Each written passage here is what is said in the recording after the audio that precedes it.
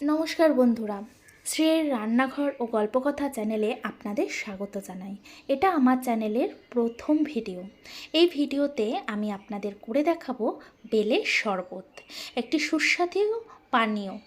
প্রথমে আমি দুটো বেল ছাড়িয়ে রেখেছি গামলার মধ্যে খোসা থেকে, আর তার সাথে আমি নিয়েছি নারকেল কোড়ানো কিছুটা, আর কলার কুচি ও কিছু পরিমাণ চিনি, আর একটা পাত্রে নিয়ে নিয়েছি কাঁচা দুধ, একদম কাঁচা দুধ। হ্যাঁ, কোনো রকম ফোটানো বা গরম দুধ কিন্তু ব্যবহার করা যাবে না, তাহলে কিন্তু স্বাদ সেরকম হবে না। এবার আমি এই সার্ভ করার জন্য নিয়ে নিয়েছি একটা পরিষ্কার কাচের গ্লাস। প্রয়োজন হলে আপনারা স্টিলের গ্লাস বা অন্য কিছু ব্যবহার করতে পারেন।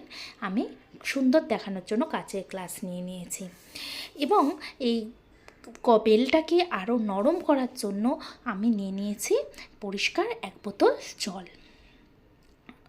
প্রথমে আমরা দেখব যে বেলের ভেতরে যে আঠালো বীজটা থাকে, সেই বীজটাকে এরম যেইভাবে আমি ভিডিওতে দেখাচ্ছি ঠিক সেইভাবে বের করে নিতে হবে।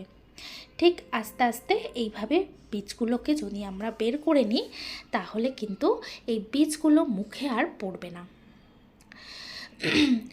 এরমভাবে দেখুন, যেইভাবে আমি বেলটাকে ভেঙে ভেতর থেকে বীজগুলো আস্তে আস্তে বের করছি, ঠিক সেইভাবেই কিন্তু বীজগুলো আপনাকে বের করে নিতে হবে।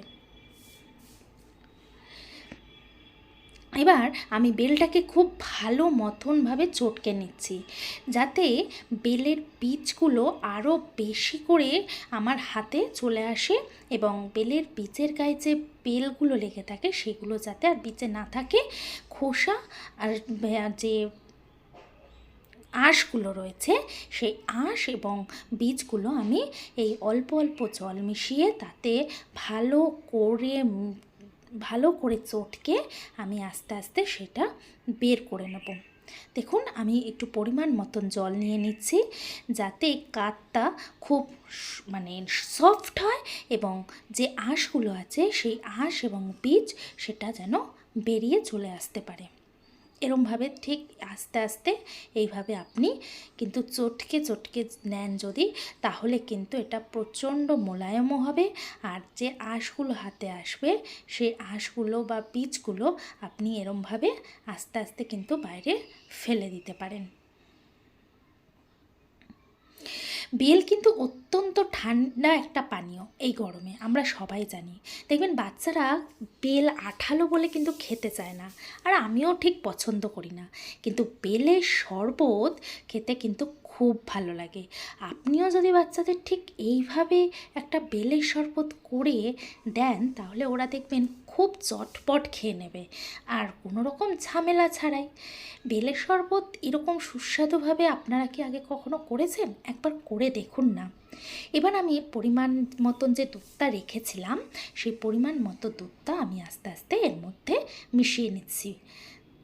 এরমভাবে আস্তে আস্তে আমি দুধটা পুরো মিশিয়ে নিলাম, এবং যেই কাঠটা হয়েছিল সেই কাঠটা আবার দুধের সাথে ভালোভাবে মিক্স করে নিচ্ছি, দুধটা যাতে পুরোপুরিভাবে ওই জল এবং বেলের কাঠটার সাথে ভালোভাবে মিশে যায়। আর যদি কিছু আঁশ থেকে থাকে বা বীজ থেকে থাকে, সেইগুলো আমার হাত দিয়ে আমি তাহলে বাইরে ফেলে দিতে পারবো।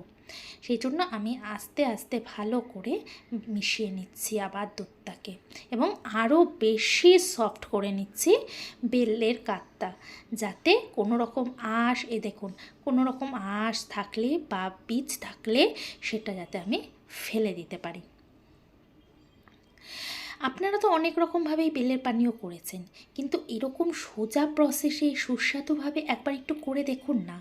যদি করে অবশ্যই অবশ্যই কিন্তু আমার কমেন্টস বক্সে লিখবেন কেমন খেতে হলো, কী রকম হলো। আপনারা কিন্তু অবশ্যই অবশ্যই জানাবেন, কারণ আপনাদের কমেন্টস কিন্তু আমার খুব দরকার আরও এগিয়ে যাওয়ার জন্য। এবার আমি যে পরিমাণ মতো চিনিটা দিলাম, সেই চিনিটা মিশিয়ে দিচ্ছি। চিনি অনেকে বেশি খায়, আবার অনেকে চিনি কমও খায়। আপনারা আপনাদের প্রয়োজন মতো চিনি ব্যবহার করতে পারেন। আমাদের বাড়িতে যেহেতু মাঝারি ধরনের চিনি খায়, মিষ্টিটা খায়, সেই জন্য আমি কিন্তু মাঝারি চিনি এতে ব্যবহার করলাম। আর আগে থেকে যে কোরানো নারকেলটা ছিল, সেই নারকেলটাও আমি কিন্তু এর মধ্যে মিশিয়ে দিচ্ছি। তবে এখানে একটা কথা আমি বলে রাখতে চাই যে অনেকেই কিন্তু নারকেল ঠিক পছন্দ করে না, নারকেল পছন্দও করে না বা নারকেল তাদের ঠিক সহ্য হয় না। তাই সেই ক্ষেত্রে আপনারা যদি নারকেল না দিতে চান তাহলে দেবেন না। কারণ নারকেল আমার খুব প্রিয় বলে, আমি খুব ভালোবাসি বলে আমি একবার এর মধ্যে দিয়ে দেখলাম যে বেলপানাটা খেতে কীরকম হয়, আর সত্যি খুব অসাধারণই হবে। এবার আমি একটু নুন নিয়ে নিচ্ছি, কারণ নুন চিনির সাথে কিন্তু খুব সুন্দর একটা ব্যালেন্সে যায়। আপনি যদি আপনার রান্না বা এরকম কোনো পানীয়র মধ্যে মিষ্টির সাথে সাথে যদি একটু নুন দিয়ে দেন পরিমাণ মতো, তাহলে কিন্তু স্বাদটা হয়ে উঠবে দুর্দান্ত। আমি যে দুটো বেল নিয়েছিলাম, একটা ছোট এবং বড়, আপনারা আগেই দেখেছেন, সেই জন্য আমি ঠিক এইটুকু পরিমাণেই নুন দিলাম। বেশি নুন কিন্তু দেবেন না, শুধুমাত্র স্বাদ এবং চিনির সাথে ব্যালেন্সের জন্য কিন্তু আমরা এই নুনটা ব্যবহার করছি। আমি ঠিক আস্তে আস্তে এইভাবে যে মিক্সচারটা হয়েছে সেই মিক্সারের মধ্যে কিন্তু নুনটা মিশিয়ে দিচ্ছি। দেখুন, আস্তে আস্তে কিন্তু আপনি এরমভাবে মিশিয়ে দেবেন। এবার একটা পরিষ্কার দেখে হাতা নিয়ে আমি এই চিনিটা, নারকেল কোড়াটা এবং নুনটা ভালোভাবে মিশিয়ে দিচ্ছি। হ্যাঁ, খুব আস্তে আস্তে আপনাকে কিন্তু মেশাতে হবে। যদি আপনি ভালোভাবে না মেশান তাহলে কিন্তু চিনি গোটা থেকে যেতে পারে বা নিচে পড়ে যেতে পারে, ফলে ওপর থেকে যদি আপনি কোনো বেলপানাটা দেন তাহলে সে চিনির স্বাদটা পাবে না। তাই নিচের থেকে ভালো করে নাড়িয়ে নাড়িয়ে চিনিটা যাতে বা নুনটা যাতে সম্পূর্ণ যেই মিক্সচারটার মধ্যে যাতে মিশে যায়, সেই জন্য এরমভাবেই আপনি কিন্তু আস্তে আস্তে নাড়িয়ে এবং মিক্সড করে নেবেন এই মিক্সচারটার সাথে বা বেলের এই শরবতটার সাথে। আস্তে আস্তে আপনি কিন্তু মিশিয়ে নেবেন। বন্ধুরা, আমার এটা প্রথম ভিডিও, আপনাদের ভালোবাসায় আমি আরও এগিয়ে যেতে চাই। যদি কিছু ভুল হয়ে থাকে বা কিছু হয়ে থাকে আপনারা কিন্তু অবশ্যই আমার কমেন্টস বক্সে লিখে জানাবেন। আর অবশ্যই কিন্তু বাড়িতে একটু ট্রাই করে দেখবেন, দেখুন না খেতে কীরকম হয়। আপনাদের ভালো লাগলে আমারও ভালো লাগবে। এবার আস্তে আস্তে মেশানো হয়ে গেছে। এবার আমি পাত্রর মধ্যে যে কলা কুচি রেখেছিলাম সেই কলার দু টুকরো কিন্তু আমি পাত্রের মধ্যে দিয়ে দিলাম।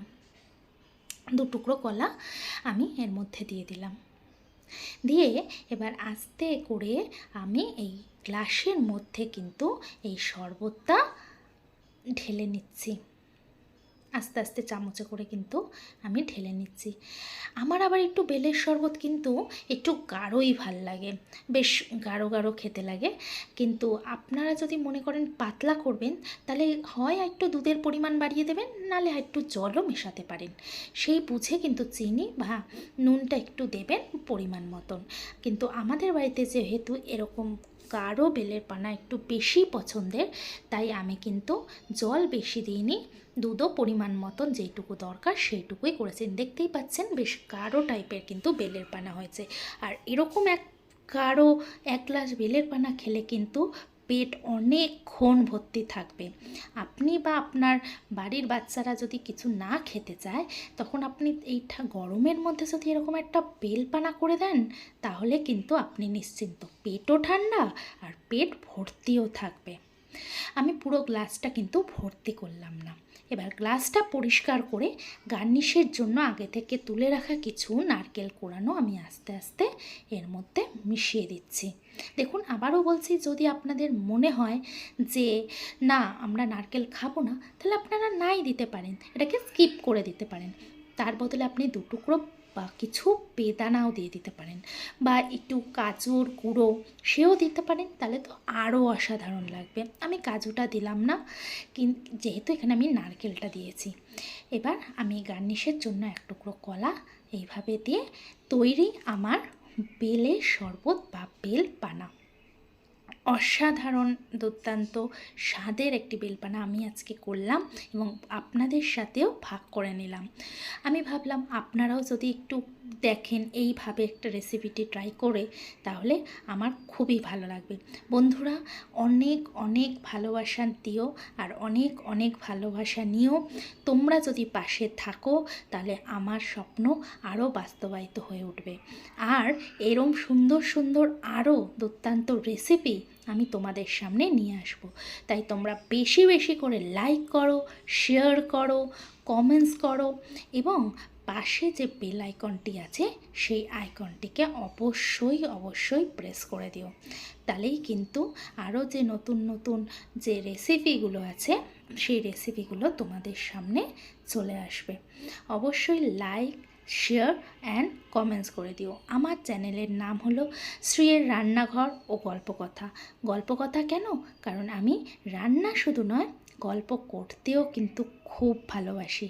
আর তোমাদের সাথে কিন্তু এই গল্প আমি খুব করতে চাই। আর তোমরাও নিশ্চয়ই গল্প করতে খুবই ভালোবাসবে। তাই অবশ্যই please like, share and comments করে বেল আইকনটি অবশ্যই প্রেস করে